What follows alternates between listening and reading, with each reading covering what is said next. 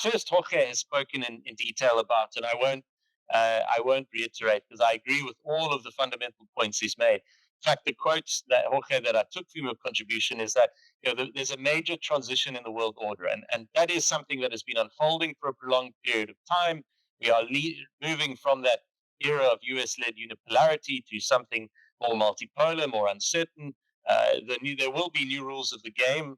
We don't yet know what they are, and in that interregnum, and Gramsci's term is framework is very apt. All sorts of morbid symptoms can appear, and I agree that we are in that environment, and also that the US-China rivalry is the very basis for this transition, rather than some of the conflicts that we're seeing around which great powers are navigating, such as in the Middle East and between Russia and Ukraine.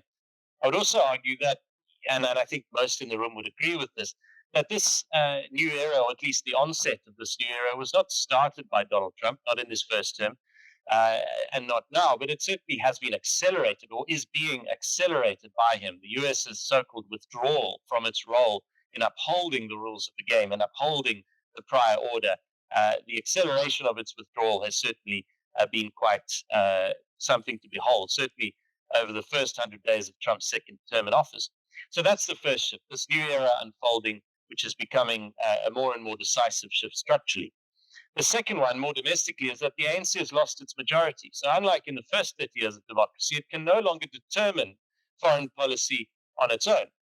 Now, I know that there was always a fairly sizable gap between the ANC's foreign policy documents and how foreign policy was articulated by government, by DIRCO.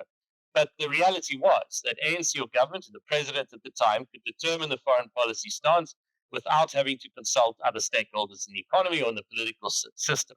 That has quite fundamentally changed, or it should have changed, not only because the ANC has lost the majority and now leads a government of national unity with another 9 parties, but also because as a function of 10 or more years of neglect of certain aspects of the economy, the private sector has now been brought in to a far more integral role in shaping economic and institutional recovery. And I would argue that that relationship needs to be extended to also develop a broader reading between government and business on what South Africa's strategic interests would be or should be, and how to articulate those through a foreign policy lens.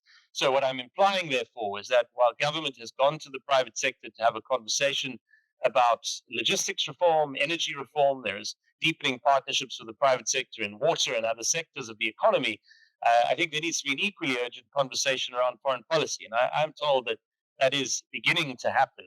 But certainly this reconfiguration of power politically, as well as the need to bring in the private sector in revitalizing economic and institutional recovery, changes the environment in such a way that it becomes an input into the need for a redesigned foreign policy.